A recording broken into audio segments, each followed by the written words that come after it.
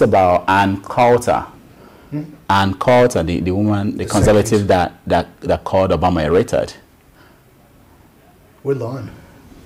Hi, welcome back to SaharaTV. My name is Rudolph Okonkwo. You are watching The Roundtable. And this is the segment where we bring in experts to come here and help you understand the hot topics of today. And with me here in the studio today is Howard Katzman. Welcome to SaharaTV. Thank you. He's a political analyst and he was a developmental, African development expert in Africa. You've been to several countries in Africa. You were in South Africa during the election. You were in the 1993 election. 93 election that saw Mandela 94 rather, but elected president. So he will help us to understand what's going on here in the United States election, which is in 10 days' time. Also, someone that will join us very soon is Chris Aniedobe, who is an international property attorney in Maryland. He's going to his office to join us, and when he comes in, he will be part of this discussion. And when we finish, we're going to take your Skype calls, and that will give you a chance to get involved in our discussion. So let me start by asking you, when you watch the polls, how it's been changing, what do you see? What is going on for people who don't understand the intricacies of American politics? What do you think is going on? What do I think is going on? Nothing. Nothing? If you read the polls, they use the word likely voters. That's the key word, likely voters. So among likely voters, it's about evenly split. Okay? Well, what that means is if there is a low voter turnout, it'll be evenly split. And I put a bet on that Romney will win if there's a low voter turnout, where likely voters are the answer. The issue becomes, what is the voter turnout? If there's a large voter turnout, like in 2008, then Obama has it easy. Now, if you look at what's going on around us with all the voter suppression activities, all the weaning of what they're doing is they're trying to close down the electorate. If they close it down, if they have a low turnout, Romney will win. So for an African watching at home, and being that you've been in Africa and you see how elections are conducted, what are they going to learn from the process here? That America is the land of freedom and democracy. That was said with cynicism and sarcasm. Yeah, especially when you talk about the money being spent in this election. It's a lot of money. And for African countries that are trying to establish and build on their democracy, how are they going to, what does that say to them? Does that give any hope for poor people, ordinary people to run for office and any chance to win? And how could they stop the people who are in power from stealing money, which most of the time they use this money to buy the election? What kind of lesson? Are we talking about Africa? Or are we talking about the United We're States? talking about the lessons from the lessons from here. What they are seeing here. The lessons from Africa. No, from here, because a lot of Africans are watching at home, and they are seeing that they are raising millions of dollars, they are spending millions in ad, and what lesson is it going to be telling people at home about democracy? Well, that's a tough question because it seems like there's a lesson that needs to be learned here in the United States, which then becomes the lesson for Africa. The lesson in the United States is one vote beats all the money in the world. All those dollars can't buy a vote that's not for sale. So that if you know what you're voting for, if you're convinced and know and are an educated voter, know what you're looking at, and have made the effort to see what type of future do I want for my country, the money is irrelevant. Are you going to be affected by another campaign ad saying Romney is this, Obama is this, my opponent has done this, this, and this is a bad person because of some strange, stupid thing? You're not going to be affected by that because you know what's actually going on. But if you aren't an educated voter, if you don't know anything of going on, and this is what you know, then you're manipulated. And the money means something. And so we turn around and blame the money. But we should be blaming the voters for allowing the money to influence them. We also have to remember where the money is going. We're learning about the elections. We're learning about the money for the elections from the media, from the television stations. But they're not telling you where that money is going. The money is going to them, the television stations, so that they have a vested interest in keeping the conflict going, keeping it tight. They turn around and report one candidate has made all the money this time. Someone gets nervous and has to give money to the other candidate. And it doesn't matter which candidate, because it bounces back and forth which candidate has done the most money. But they keep that excitement strong, which means the money is going back to, God, I would love to own a television station in Ohio. Boy, would I love to. Think of all the money that's going to those television stations in Ohio. But it doesn't come again until 4 years. They were complaining that they have to save this money for 4 years because nobody pays attention to them until the next 4 years. Well, I used to work, I worked in television, and every 4 years I would be doing some production work for some election. And off years it would be elections in some other country. Now let me ask you, because Romney, one of the key things in this election, he refused to show his tax returns more than the 2-year period that was required. And most candidates in the past, they've shown more.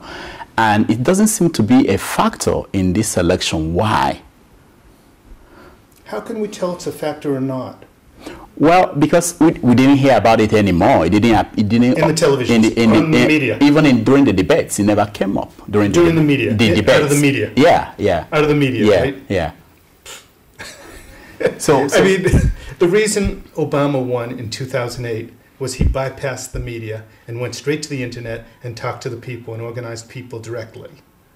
If he went through Hillary went through the mainstream media, and that's why Obama beat Hillary in the primaries. She had a top-down approach using the media, using leadership to try to reach people. Obama went through the internet and organized people to do it bottom up. And the information we're getting is from the media. And in 2008, the media didn't have a clue, did they? What they said was going to happen didn't happen. It was very far removed. Okay, now Africa was ignored by the media during the debate on foreign policy. Always. Now, as someone who you've lived in Africa, if you're asked who will be paying attention more to Africa, Romney or Obama? Paying attention in what way? Well, in whichever way. Okay, it could be positive or negative, but the question is, who will even care about Africa? I have no idea. My gut feeling, based on nothing more than my gut, is always that the Republicans would pay more attention in a negative way to Africa, and the Democrats would be more ambivalent. But that's general specifics, and neither are positive. Africa is the most important continent in the world. It's the wealthiest continent in the world, yet the poorest at the same time. And it's not a coincidence. That's where all the wealth of the globalized economy comes from, all the tremendous resources from Africa. We have China in Sudan, in East Africa, getting the oil. It's a major statement of oil coming on, major statement of the fight for resources in Africa. We don't hear anything about that. We hear nothing about the American military base in Djibouti, which is the beachhead to, even though it's Somalia, Somalia's right there, Ethiopia's right there. I mean, it's a big conflict point right next to it, but we don't hear a thing about it. When I was in West Africa, in Sierra Leone, working, and things were happening in Liberia, I was really surprised the way Liberians said, well, the Americans will come in because we have a special relationship with America. Mm-hmm. That's interesting. I wonder how many Americans know they have this special... All Liberians know it, but I wonder how many Americans know... I mean, they may know the history that Liberia was... I don't know how to describe. Emancipated slaves from the U.S. were repatriated to Africa, Liberia, and thereby... those descendants have a special relationship with the United States. But I don't know if any American knows it. I don't even know if the President of the United States knows it. Now let's look at this, because in the next 4 years, from the trend what's going on in Africa now, we know that Islamic extremists, what they call Al-Qaeda in Africa or North Africa, is moving across Africa, expanding their conflicts. Who do you think? Is it Romney or Obama? Do you think that will decisively deal with that? And how will that have impact on the relationship of America to Africa? Is there another choice? Well, but it depends on, because we've seen, for instance, during the Reagan administration, he actually bombed Libya, Tripoli, and for most people in Africa that period, I was a young person, he created an image that is still there today about the perception that Republicans are more likely going to get involved and engage in Africa than Democrats. And if you remember, during Clinton's administration, Clinton was in power when what happened in Rwanda happened, the massacre that killed over 800,000 people. So people have that perception. Is it true perception? Is it the right perception that Republicans will engage more in African affairs than Democrats? But Clinton also bombed the pharmaceutical in Sudan. In Sudan, yeah.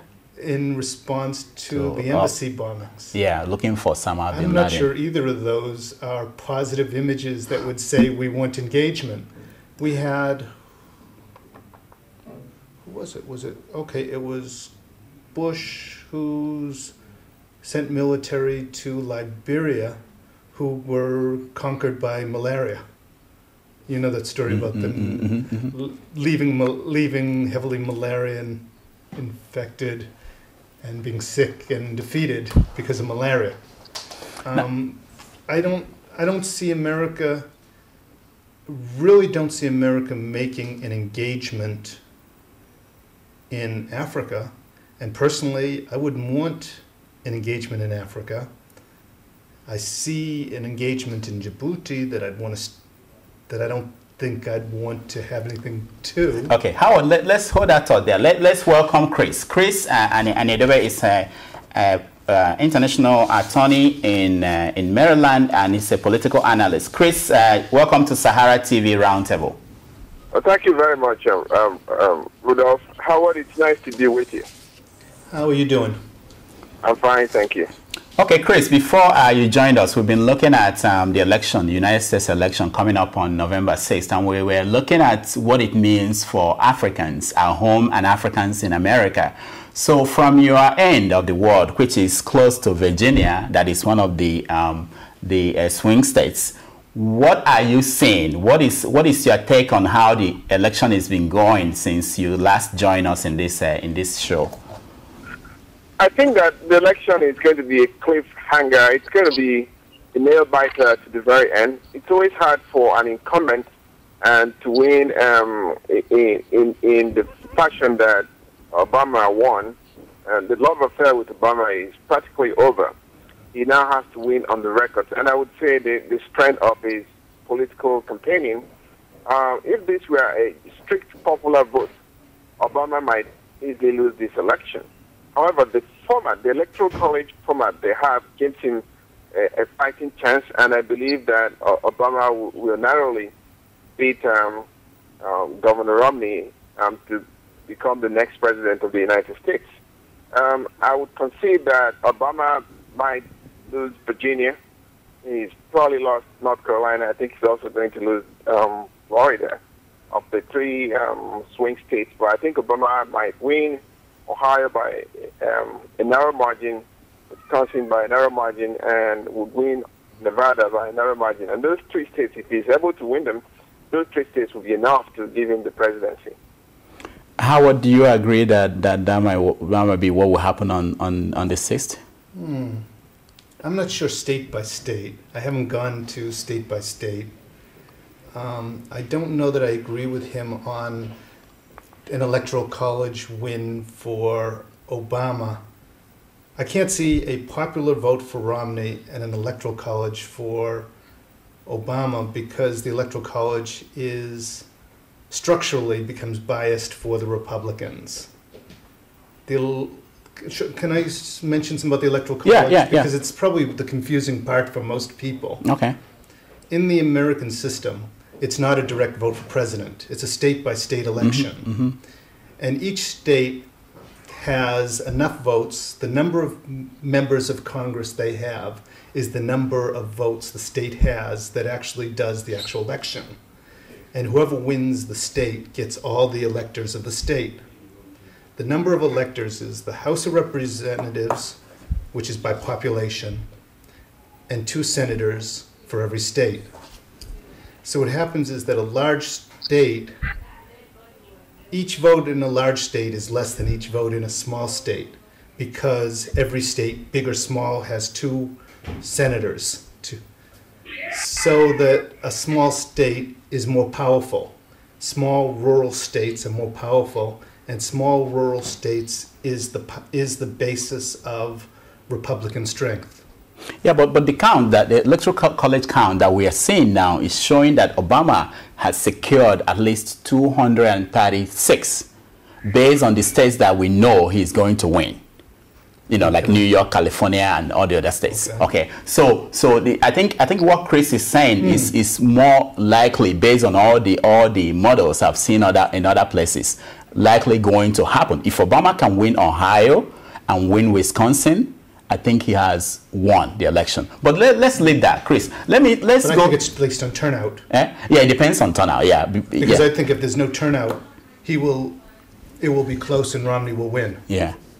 Now, yeah, okay. If there's a big turnout, and I don't think it's a question of who is in favor, who's against, because all the polls are talking about likely voters, which is a small turnout. If I may chip in, that may be why Obama still is in the game right now. Obama does have superior and ground game compared to the Democrats. In fact, the ground game that he has is why he was able to win handedly in 2008. Obama ground operations in Ohio especially is very strong and impenetrable. Political analysts would call that what you might call a firewall. And everyone knows that if Romney doesn't win Ohio, Romney is extremely unlikely to win this election. And so, but if Obama wins Ohio, he's more than 90% of the way there to winning his 270 electoral votes. And that's likely going to happen. So the fighting ground is in Ohio, plus one more state. I think that the Republicans may win Iowa and may even win Colorado. But I think that Obama probably has Wisconsin and Nevada in his grasp, as well as maintaining hold of Ohio, and those would be enough to win. And regarding whether he can win the Electoral College and not win the popular vote, that has happened. Bush won the Electoral College and lost the popular vote. It easily happens. It's a good system. It gives small states in play. If you weren't for this system, states like New Hampshire, wouldn't even be in consideration. But New Hampshire, believe it or not, is it's an interesting battleground. People want, because it can make a difference, and that's the beauty of the college system. It makes everyone's vote count in America. Otherwise, this election would have boiled down to what's happening in California or New York or Texas or any of the big popular states. What's interesting about votes counting is I feel like my vote doesn't count as a New Yorker. Okay, yeah, if you are going to vote for Romney, it doesn't really count. But if you are going to vote for Obama, either way, my vote doesn't count because everyone has decided undoubtedly that New York is going for Obama. If you vote, no, if everybody refused to vote like you, if I don't vote, I didn't say I was refusing to vote. No, but if you don't vote, if people don't vote, then Obama could lose New York. That's a fact. Anything's possible. I should say one thing. In terms of looking at the landscape. It's going to become harder for Republicans to win the presidential election.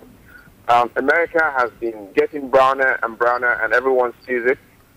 All Obama needs to do is win 70% of the non-white votes and win maybe 40% of the white votes, and he wins the election. And the browning of America is something that the Republicans have not really gotten a good grasp on. And until they get a good grasp on that, they may not be competitive in presidential elections. So I see Obama winning this election by virtue of the non-whites that are going to overwhelmingly come out to vote for him, And that's why New York is not even in consideration, because there's a lot of non-whites. So the liberal mentality of New York, that's why New York is going to Obama. Now, and that's going to be the picture going forward.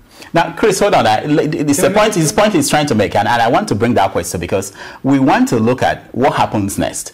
If Obama wins and Obama implements, I'm thinking that's what Chris is alluding to. If Obama implements a kind of amnesty for illegal immigrants, the DREAM Act, the bigger one, the universal kind of amnesty for illegal immigrants, which would mean that because the fight, from what he's saying, is about where will the Latino votes, which is the biggest block of voters now in the next election, where would they go? If they go towards, if Republicans win, for instance, they could implement that policy, and this vote could move to the Republican side. So, Chris, what you are saying may not happen. That is, you are assuming that the Latino vote, or the brown, the people will constantly vote for Democrats. But just like Reagan did, Reagan was the last person that implemented that kind of a policy. And Romney could do that when he comes into power if he should win. So that would make the assumption that next election, when you will have more Latino voters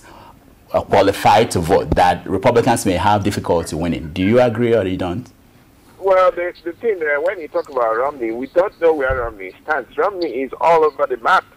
Romney is to the left, he's to the right of everybody. You don't know what he's going to do. So it's hard for me to predict what Romney is going to do. But I know that Romney was very sympathetic to the Arizona immigration reform. Romney believes in this self-deportation doctrine, where he makes life extremely difficult for Hispanic immigrants, to the extent that they will take themselves out of the country. Romney has tended to pursue and favor policies that are not Hispanic friendly, and the Hispanics are going to show their disdain for the Romney camp by overwhelmingly voting for Obama. And all the polls show that the Hispanics are going to go Democratic. The only strong Hispanic bloc that's on the Republican side are the Cuban Hispanics, and that's why and those bloc tend to favor Republicans. That's why Romney has a good chance of winning Florida. Okay, hold on, Chris. So Howard, because this also leads to another area. It's sort of off the subject, but back on the subject, is the voter suppression efforts. Because based on what Chris is saying, is that the non-white vote is what frightens the Republicans. Does that sum up, Chris, right?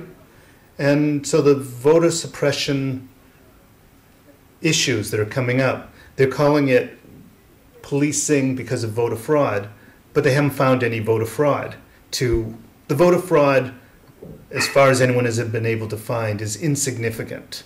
It won't affect any election, but they're creating voter suppression, which is heavily hitting the non-white communities, the urban communities, the communities that are otherwise has an inordinate effect on communities that vote Democrat.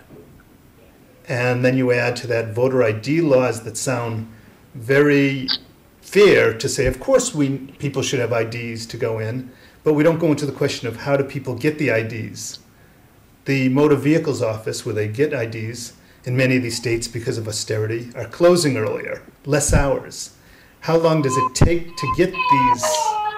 How long does it take to get these IDs? How much does it cost to get these IDs? In other words, how accessible are these IDs? Because it sounds reasonable, like, so what? But again, it's creating a solution to a problem that doesn't exist and creating new hurdles for people who would tend to be more colored, non-white, more Democrat-leaning, voter suppression, in order to do what Chris is saying, suppress the Democratic vote. Chris, are you still with us? Sorry? Okay, yeah, Chris, I want to ask you, one of the things at stake in this election is about who should choose the next 2 or maybe more Supreme Court justices. What do you think will happen if Romney should win and we select the next 2 Supreme Court justices? Well, I think it's clear that Romney has a conservative base to appease. Romney is going to govern to, I would say a good model for Romney would be somewhere to the right of George Bush, not the son, but George Bush, the 41st President of America. I think that Romney is obviously going to go for conservative-minded judges, jurists, and stuff, and try to take back the Supreme Court, so to say. However, that's really a hypothetical. Every president tries to bring judges that are more ideologically compatible with them. So whoever wins is going to do the same thing, whether it's Obama or whether it's Romney. So so that I don't see much of an argument there. I strongly feel that based on what we're seeing now, that Obama is going to win very, very narrowly, and that's where what Howard was saying comes into play. I mean, you have states where whoever gets the electoral votes might be decided by a couple of thousands of votes. I mean, this election is going to be subject to counting and recounting votes because the winning margin is going to be so thin, and that's where whether somebody was prevented from voting or not might even be an issue. And so we're going to wake up the night after the election not really knowing who the next president is because the margins are going to be so thin, and there's going to be a lot of recounting done. This is that kind of election, and every vote literally counts. And so efforts to suppress voters, it's going to catch some unawares. But in the end, these things might be an issue, but I see Obama squeaking out a win. Excuse me one second. I agree with the need to recount the ballots, but I do not agree that they will recount the ballots. And the reason I don't agree they will recount the ballots is that in states such as Ohio, which is a major swing state, they can't recount the ballots. The ballots are done on electronic voting machines, proprietary. The only people who can count the ballots is the company that installed the machine. So there's no popular way that anybody can sit down and argue with the verdict of these companies. And there's been a lot of question about these companies because some of these companies are partisan aligned Republican.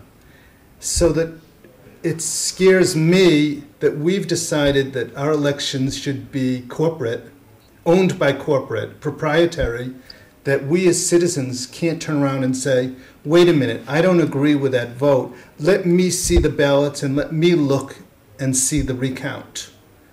There were a lot of stories in 2004 about overnight changes of ballots in Ohio. And whether that's true or not, just the thought that that's conceptually possible scares me. So, Chris, I agree with the need to recount, but unfortunately I don't think we're going to be able to recount them.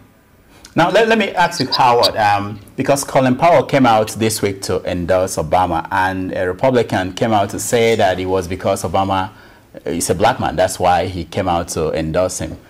What is the role of race in this election? Ooh. Ooh.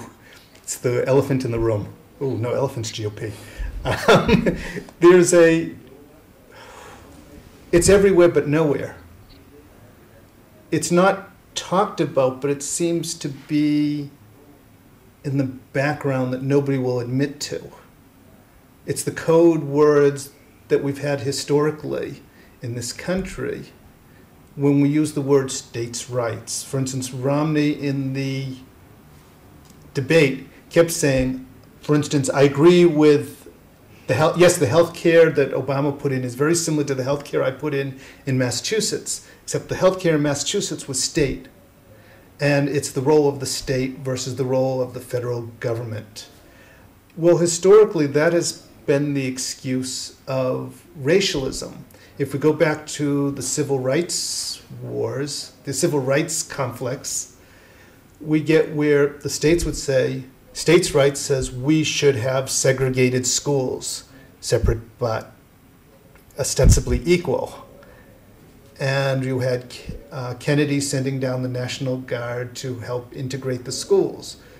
That's the history, the modern day history of states' rights, but states' rights always seems to be used in the South, although the Civil War was fought ostensibly for states' rights, they would say.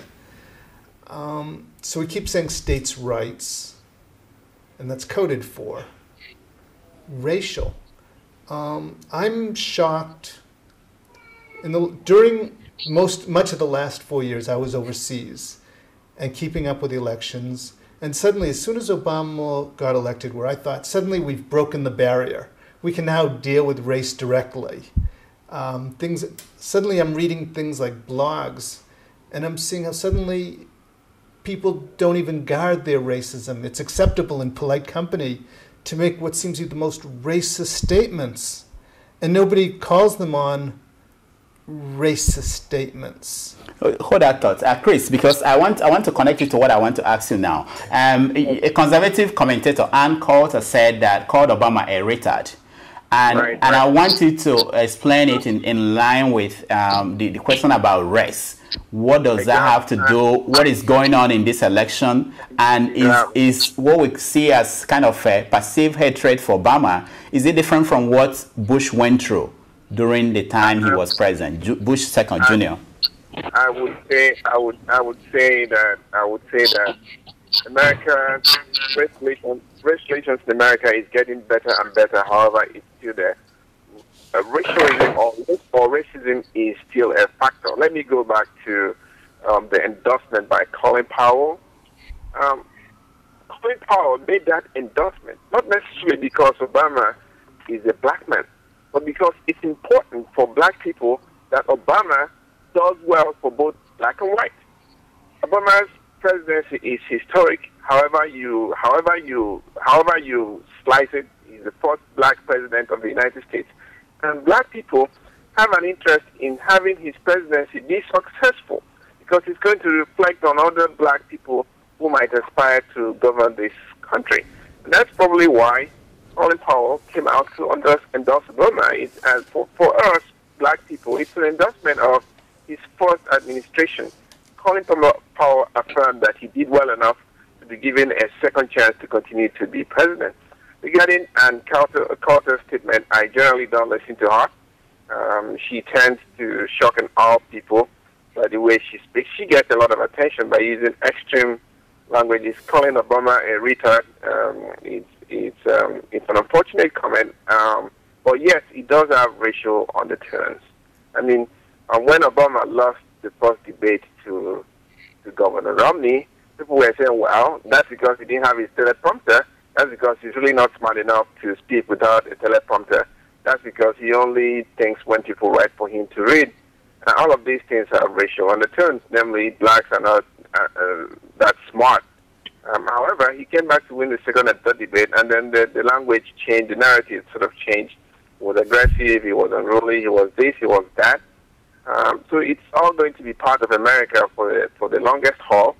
It's probably not going to end so long as Congress is not as brown as the rest of America. Until we start seeing a brown Congress, we're going to have racial friction. And what America is looking ahead for them is an Obama presidency with bone-crushing opposition from the Republicans in the House. So we're going to be looking at a lot of gridlock and slow progress. But that's part of the friction you would expect as America gets browner and browner, and we want to see that browning in the power corridors as well. Yeah, he mentioned something very important, because if Obama should win, the estimate they were seeing, or the calculation is that we still have a Republican House and probably a Democratic Senate.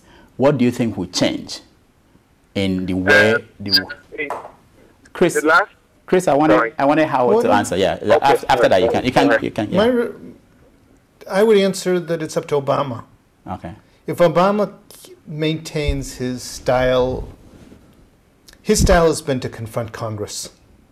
His style has been to turn around and negotiate with Congress for change. And what he's been doing is leaving out the public. In 2008, his statement was, yes, we can. But then somehow we lost the we. And he won the 2008 election by going around the mainstream media to the public. I believe that if he had turned around and gone, forget Congress, realize Congress directly is unconfrontable, because the Republicans are as Republicans, they're very united. They're very united. However, if you turn around and go directly to the people, If he had sold the health care to the people, then the people would have turned around and convinced their Congress people to what they wanted. But it never went to the people. The people still don't know what the healthcare system is. So they believe the scare tactics that are being given to them, and nobody's really gone to them. If he maintains that style, it'll be gridlock still, because there's nothing to change it, and the Republicans will do anything, absolutely anything, sacrifice the country to sabotage the presidency. And that can't change unless the people force it to change. Chris, what do you see? I think that Howard is right on the mark. The position in the past 2 years of Obama regime was bone crushing. I look forward for that to continue. However, I have to blame Obama for some of that, just like Howard said. When Obama was coming out in 2008, he said he was going to be non-ideological. He was going to look for compromises. He's going to get the job done, whichever way the job can be done. Well, I think that when he went to Washington, the reality hit him on the face that this is probably the only time the public gets really into the running of the country during voting. After that, it becomes horse playing and horse trading by Congress people, by lobbyists, by big companies, and all that stuff. And so they sort of surround you, and they lobby you, they pester you, and you lose sight of who is out there. And then when that happens, Obama now falls back to his comfort zone, namely the Democrats. And before you know it, the country becomes ideologically split between the Democrats and the Republicans, and they call that gridlock. And I think that we may be headed to another season of gridlock if Obama doesn't play his game well. I need him to compromise a little bit, to stop being overly ideological, to try to penetrate the Republican bloc, see if there are moderate Republicans he can work with, and do whatever is necessary to move the country ahead, because we're going to have a Republican Congress and maybe a Democratic Senate. But either way, it translates to gridlock if Obama doesn't play his game well. No, I don't agree with you in the sense that I don't think it was Obama's ideology. I think he tried to talk to, but I think the Republicans, I don't think there are, quote, moderate Republicans. I think the Republicans have been very heavily policed, a very lockstep, and their leadership has said, under no circumstances negotiate with Obama. Obama's come across with proposals that yesterday were Republican proposals, and suddenly today the Republicans are no against them, very much so. I don't think there is anything that Obama can do. I don't think there is negotiating with people who will, there is no compromise with people who will not negotiate. I think what we're going to get is either gridlock versus steamroller. If Romney wins, it's going to be steamrolled, and I would be worried about what's going to be steamrolled. If Obama wins, we're going to be gridlocked, and I'm going to be worried about gridlock. And I think the break of that is if we can get the public involved. Now, Chris, let me go back to some of the issues in this election. When you look at social issues like gay marriage, issues about abortion, most Africans, without having any statistics, they will most likely tend to be on the side of Romney, but it doesn't translate to support for Romney within the African community here in America. Why is that? Well, because it's not a one-issue election. Catholics and other conservative religious blocs, evangelicals, Obama may have alienated them by his vocal support for gay marriage and all of that stuff that rubs fundamentalist Christians the wrong way. But still, it's not a one-issue. It's not a one-issue thing. By and large, Nigerians tend to identify with the Democratic Party. So the Democratic Party tends to favor a populist agenda, things that will help the common man, growing the country from the bottom and from the middle out. The Republicans believe in trickle down, and the impression people get is that the Republican government is run by power players and rich people, and they tend to favor those people, and so that's really how it divides. This election, we are strictly based on Obama's view on gay marriage and stuff like that. Obama would lose a lot of non-white votes. Howard, let me ask you, because the evangelical Christians initially during the primaries, they were not in support of Romney, but when he became the candidate of the Republican Party, they all seem to have ignored their concerns about the Mormon Church. How did they do that? What is behind that? I'm not totally certain I'd agree with your statement. Oh, okay. I think there still is a lot of discontent in the Republican Party over their candidate.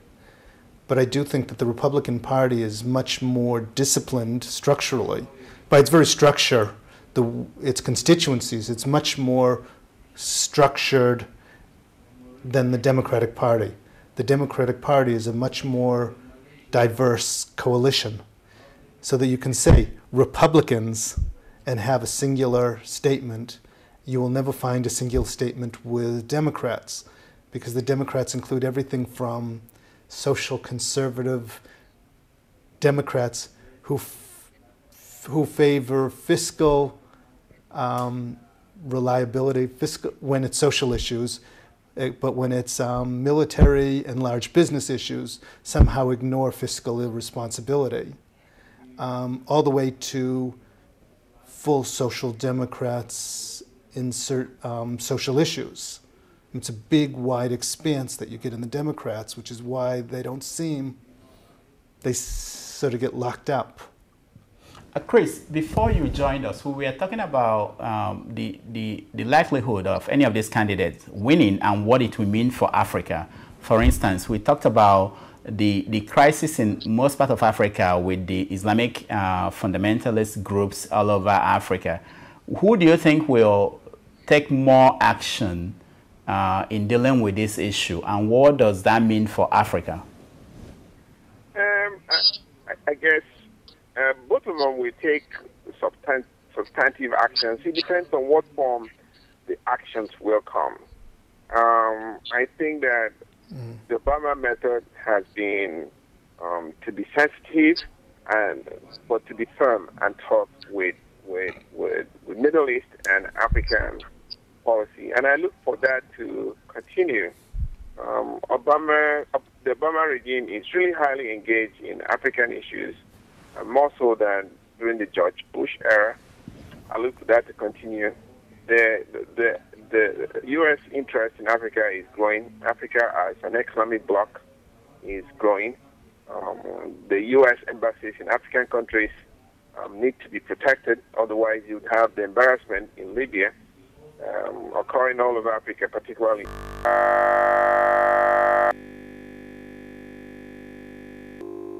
Keep engaging Africa, knowing that if you drive Obama out of Southeast Asia, if you drive Al Qaeda out of Southeast Asia and Middle East, the next fertile ground they will go is to go down south to Black African countries and set up shop, and we think that we may be seeing part of that happening in Nigeria, as Southeast and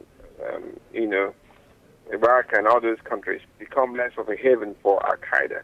And so I look for these presidents to be engaged in African countries militarily and economically, and I think that they realize, if you look at the third debate, that there are social issues that really give rise to some of these terrorist uprisings. And so you think that they will expand their economic engagement in Africa to try to stem what they think is the expansionism of Al Qaeda out of the Middle East towards African countries. All right, we have less than one minute. Yeah. Is that good or bad, Chris? Is that good or bad for Africa? Is that good or bad for Africans? I believe it's good generally it's good for Africans. All right, we don't have a lot of time now. We have like 30 seconds left. One last question. most of this, either Obama or Romney, they all talk about democracy in Africa, supporting democracy. During the debate, Romney specifically said that he wasn't happy that Obama did nothing, or America did nothing, while the Brotherhood, Muslim Brotherhood, won election in Egypt. How do you support democracy and still reject the choice of the people? We have like 30 seconds. Imperialism. I mean, the Muslim Brotherhood, if we take it on what they're saying, seems to be an all-inclusive group that you can speak to, that is workable, compromisable. They're not talking about a uniquely fundamentalist version of Islam that nobody else has say in power. They've said specifically they want to do coalition with secular parties. I think that's positive. I think that would be a really nice positive image of what Islam can be. Okay, Chris, one last question. If on the 7th or on the 8th or the 9th, we just had that of November, Romney is named the President of the United States, how do you think Africans should adjust, Africans in Africa? If you're a leader in Africa, how do you adjust to that new reality? Whether or not they like it, they have to respect democracy in America. This is really what America is preaching to the world. Let whoever wins govern. Africans should learn from America and should just learn to deal with it. I think that overall nothing will change. People are thinking that Romney will change the entire landscape. It's not going to change that much. It's still a Congress that works very, very slowly. So Africans should just respect the choices that Americans have made and deal with it. All right, Chris, thank you so much for coming to Sahara TV. Thank you very much. And Howard, thank you so much for being Rudolph. here. And next Tuesday, we are going to have dedicated our show, a special show on the election. We'll be here until somebody is named the President of the United States. And next week, on Saturday next week, we are going to dedicate our show to discussion on Achebe's memoir about Biafra. So we encourage all those people who've read the book to join us. We are going to bring people who have reviewed the book, special guests, to come and discuss it. You know, it's something that has been going on the web, and we want to continue that discussion next week. So the whole of next week, we are going to discuss this, the book. So stay tuned, and we will be back with Skype calls, and we continue some of these issues that we've been discussing. Thank you so much. Thank you, Rudolph.